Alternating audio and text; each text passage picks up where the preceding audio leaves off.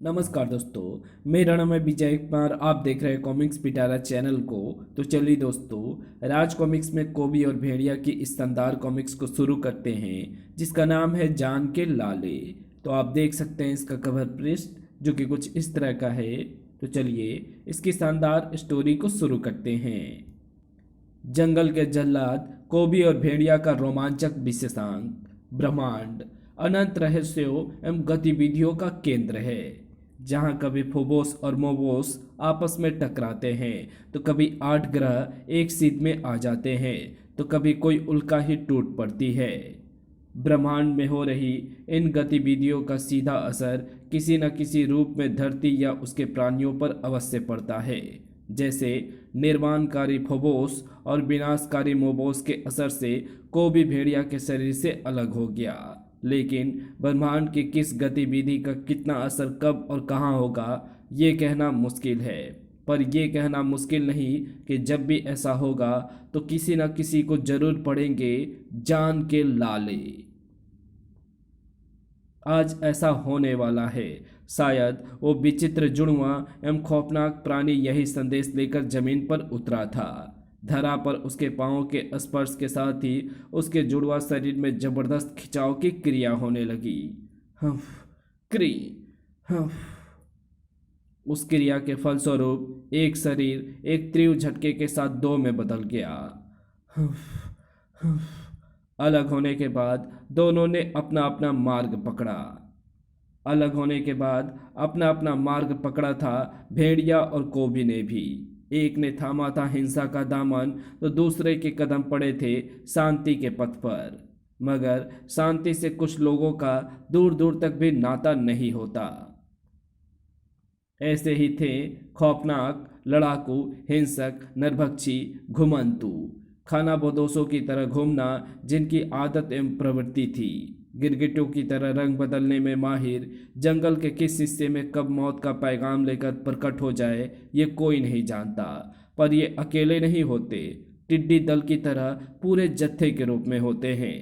शिकार, शिकार, शिकार। ओह घुमंतू, आ गई मौत, भागो। नरभक्षी घुमंतु। घुमंतुओं का दिखाई पड़ जाना सचमुच मौत का प्रतीक था। जैसे टिड्डी दल देखते ही देखते खेत के खेत उजाड़ देता है, वैसे ही घुमंतु भी इंसानों को देखते ही देखते खत्म कर डालते हैं। खच आ। और ठीक इसके विपरीत काम करता है जंगल का जल्लाद। तुम्हारा हुलिया एवं हरकतें देखते ही तुम्हें पहचान गया हूं हत्यारों, कि तुम ही वो घुमन कि तुम ही हो वो घुमंतु नरभक्षी। बहुत सुन चुका हूं तुम्हारे बारे में। बहुत दिनों से तुमसे आखिरी मुलाकात की इच्छा थी। हाँ, आखिरी, जो आज पूरी हो गई। खच आ हम्फ। लेकिन इस जंग को शुरू करना भेड़िया के लिए ठीक वैसा ही हो रहा जैसे भिंडों के छत्ते के नीचे खड़े होकर छत्ते पर पत्थर फेंक दिया हो। शिकार, शिकार। शायद उनके बीसियों भाले भेड़िया के शरीर में से कई खून की धाराएं छुड़ा देते। शिकार, शिकार। लेकिन सर ट्वेंग, भेड़िया का शरीर उसी पल जिंदगी और मौत के बीच दूरी बढ़ाता हुआ ऊपर उठता चला गया। और ये तुम्हारा नहीं, मेरा शिकार है। अगर ये मरेगा तो सिर्फ मेरे हाथों मरेगा, इसलिए मैंने इसे तुम्हारे बीच से खींच लिया है। हाँ, अब अगर तुम लोग मेरा शिकार करना चाहो तो तुम्हारा स्वागत है। पर तुम्हारा स्वागत करने के लिए मुझे भी एक चीज की जरूरत है। पहले मैं वो मांग लूं। मदद है भेड़िया देवता। इससे मिलो, इसे कहते हैं कोबी की गद्दा।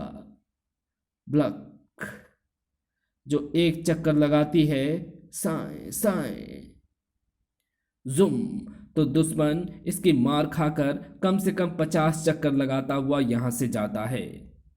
भेड़िया भी ये अवसर चूकने वाला नहीं था। और ये जो कोबी है ना, ये कमबख्त भी मरेगा तो मेरे ही हाथों मरेगा, इसलिए मुझे भी युद्ध के इस मैदान में कूदना ही पड़ेगा। धम।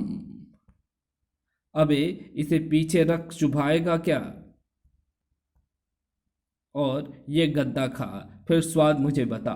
थम्प। कोबी और भेड़िया के संयुक्त आक्रमण ने घुमंतु नरभक्षियों के हौसले पस्त कर दिए थे। और भागते कहाँ हो, अभी हम दोनों जिंदा हैं कायरो। धड़ाक, धाड़। लेकिन कोई भी घुमंतु फिर वहां नहीं रुका। तब जा, अब तू भी जल्दी से भाग जा। मैं घुमंतुओं की तरह कायर नहीं हूं जो पीठ दिखा गए। तो फिर एक काम कर, तो मेरी तरफ पीट कर, मैं तेरी तरफ करता हूँ। अब तू अपनी नाक की सीध में जा, मैं अपनी नाक की सीध में जाता हूँ। अब ना तू मुझे पीठ दिखाकर भाग रहा है, ना मैं तुझे। और मैं ऐसा कर रहा हूँ क्योंकि सामने है जेन। अगर हम लड़ पाते तो वो आकर उपदेश देने लग जाएगी। हम अपना फैसला फिर कभी कहीं और करेंगे। भेड़िया। ओह गॉड, ये सब क्या हो गया भेड़िया? इन्हें जरूर कोबी ने मारा होगा। हाँ, लेकिन बेकसूर नहीं मारा। आओ चले। भेड़िया घुमंतुओं के विषय में बताता हुआ उसे लेकर आगे बढ़ा, लेकिन जेन व्यग्र थी। ओह भेड़िया, कहीं आज इसलिए ही तो जंगल में मनुष्यत सी नहीं फैली? मनुष्यत? हाँ, वो देखो, जगह जगह पर सियार रो रहे हैं। बूम। चमगादड़ें जो रात में निकलती हैं पर आज दिन में ही व्यग्र होकर उड़ रही हैं। ची ची ची। और इधर उधर टकरा टकरा कर गिर रही हैं। तड़ाक, ताड़।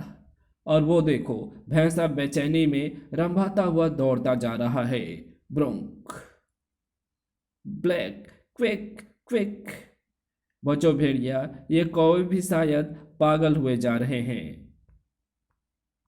उफ, मैं इनसे कई बार बसती हुई आई हूं।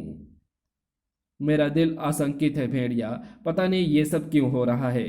क्योंकि मैंने सुना है कि किसी भी बड़े संकट का आभास इन पशु पक्षियों को पहले से ही हो जाता है।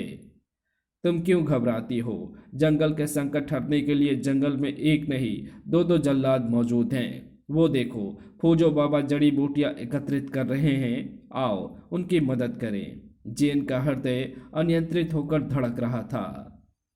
और अकारण ही नहीं धड़क रहा था, क्योंकि ठीक उसी पल कहीं कोबी के मुंह से वो करहा सी निकली। उफ। क्लम। बड़ा विचित्र ट्रैप था, जिसे धरती पर रहने वाला शिकारी तो लगा ही नहीं सकता था। पर इतनी साधारण सी बात में कोबी को कोई खतरा दिखाई ना पड़ा था। उफ, किसी शिकारी ने शायद जानवर पकड़ने के लिए लगाया है। अगर वो शिकारी मुझे मिल जाए तो मैं गद्दा मारकर उसका सिर फोड़ दूं। कोबी के नुकीले पंजे उस ट्रैप को तोड़ने की कोशिश में जुट गए।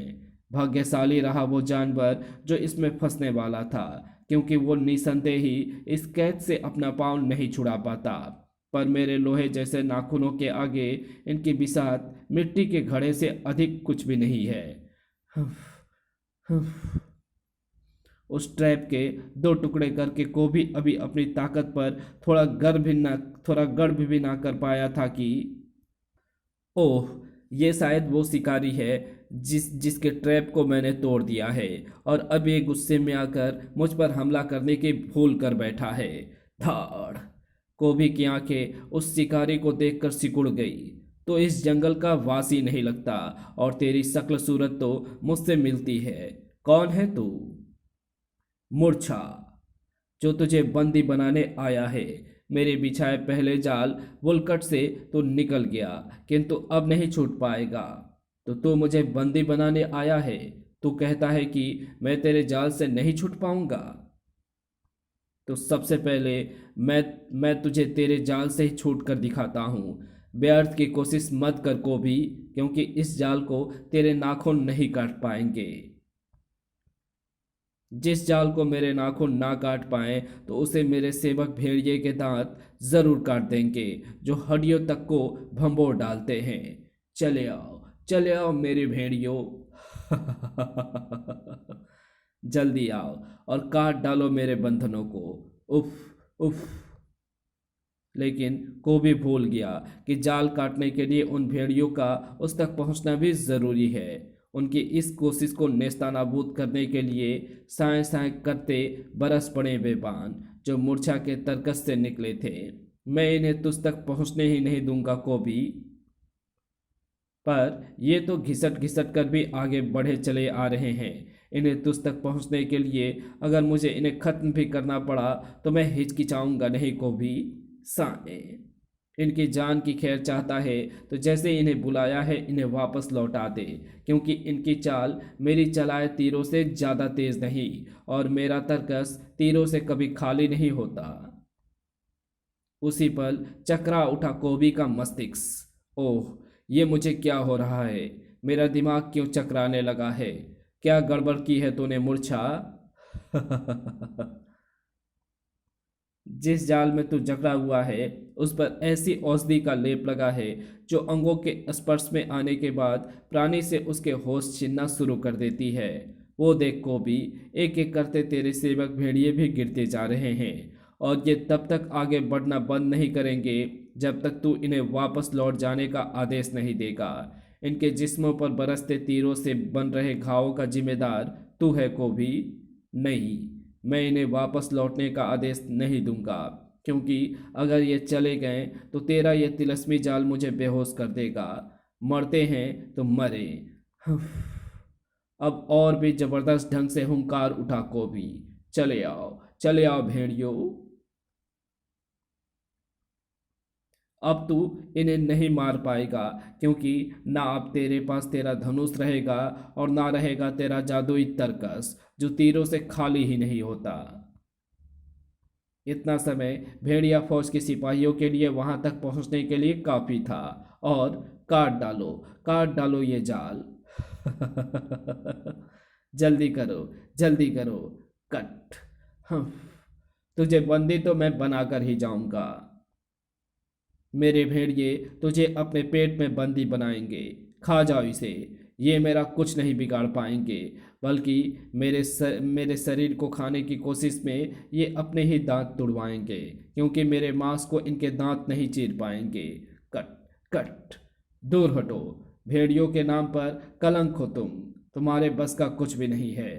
इसे तो मैं ही फाड़ूंगा। धम। इस कहानी को यहीं समाप्त करते हैं। इसके आगे कहानी पढ़ेंगे इसके पार्ट 2 में। तो मिलते हैं इसके दूसरे पार्ट में। तब तक के लिए बाय। अगर आपको ये वीडियो पसंद आई हो तो इस वीडियो को लाइक शेयर कमेंट ज़रूर कर देना। चैनल पर नए हो तो चैनल को सब्सक्राइब कर ऑल नोटिफिकेशन को सिलेक्ट ज़रूर कर लेना। Thanks for watching my videos.